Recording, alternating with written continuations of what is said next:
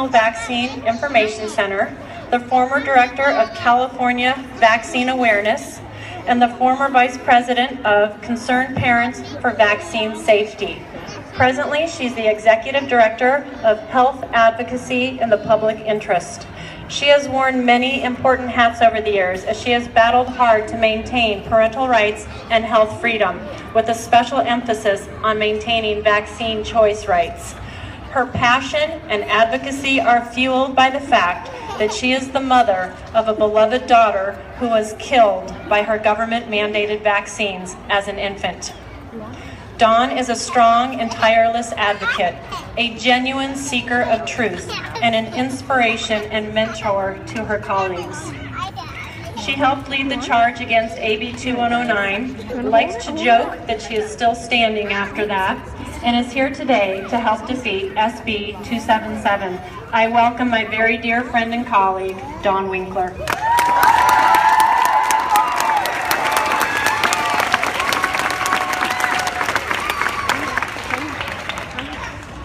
Hello, everyone. Thanks for that warm welcome. Thanks everybody for being here again. The Constitution of this Republic should make special provision for medical freedom.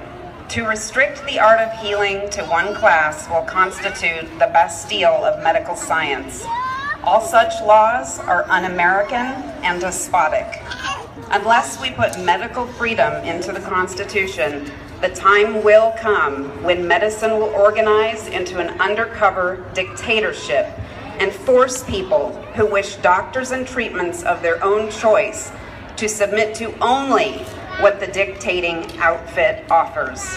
The Constitution of the Republic should make a special provision for medical freedoms as well as religious freedom. This is attributed to Dr. Benjamin Rush, physician, medical professor, and early Surgeon General to all Continental Armies, as well as signer of the Declaration of Independence. 225 years later, I am horrified to stand before you here today as we stand together having to fight for what should be a fundamental, basic human right.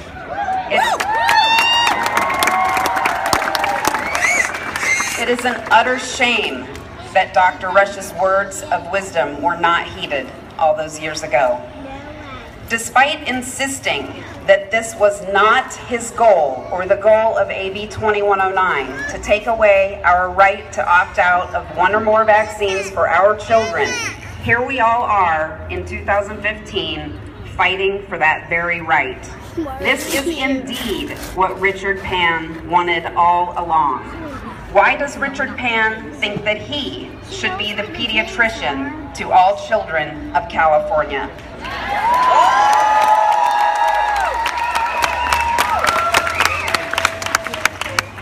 I was one of those parents, one of those who vaccinated my child on time, every time. The immunize on time, every time bulletin board, billboard, was a total success with me. I even had an attitude against those parents who would dare not vaccinate their children. I made sure my daughter received her vaccines on time, every time. No one would listen to me, however, not a single time, any time. When my daughter had problems following her vaccinations, I was told that her eczema was normal, her overnight allergy to dairy was normal, her all-over body rash was normal, her dilated pupils completely drowning out the beautiful blue color of her eyes, making them black, was normal. Her staring into space to the point of not being able to get her attention was normal. I would learn far too late that this was actually a type of seizure. I was told that I was just a hysterical first-time mom, that she was fine, normal, and not to worry. I found my daughter dead in her crib on the night of July 17th, 1995, just before midnight on my grandmother's birthday. We had just been to visit her earlier that day. Haley received well over 272 times the limit of mercury via her vaccines that is considered safe to ingest, not inject, by the FDA. The symptoms that she suffered for months prior to her death were all classic mercury poisoning symptoms. And I want to be absolutely clear, mercury is not the only problem with vaccines. That's right.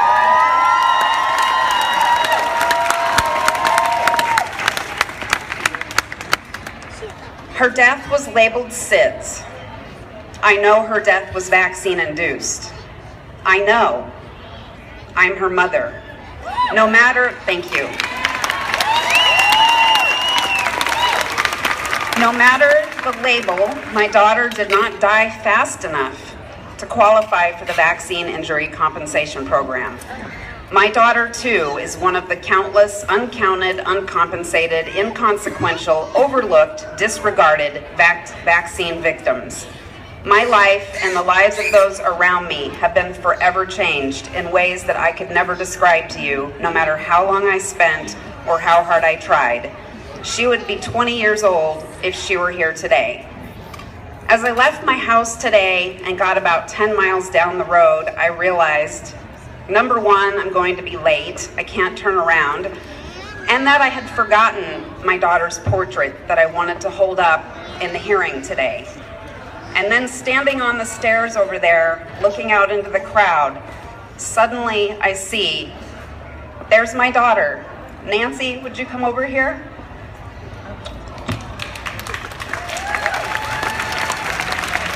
I just met Nancy today, and this is my daughter, Haley Lynn, 5.5 months old when she passed away. And I have to say, I just was overcome with joy to see my daughter's picture when I left my house and forgot it. So I just wanted to share that. Thanks for coming up. Stay here if you want.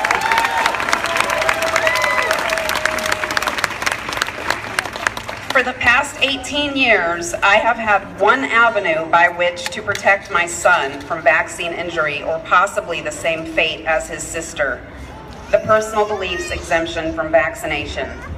And now this basic freedom hangs in the balance.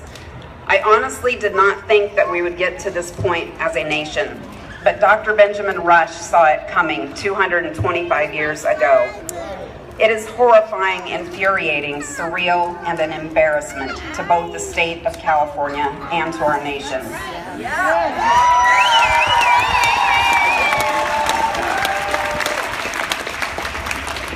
The United Kingdom fought for more than 60 years before finally ending compulsory vaccination. They have enjoyed a statutory exemption from vaccination for the past 117 years. 6 years prior to their victory in 1892, J.N.O. Pickering wrote, "Medical men have attributed to vaccination that which was due entirely to sanitation, and the public mind accepted that conclusion without proper inquiry. And here we are, after nearly 100 years' experience, still battling with a myth which is now mania." Sound familiar? And the members of the faculty who ought to know the most are the last to surrender an observance which is unparalleled for its brutality and its fatality. I would strongly agree with Laura Hayes, our MC, previous speaker, dear friend and colleague. Vaccine injury is today's public health crisis, not measles.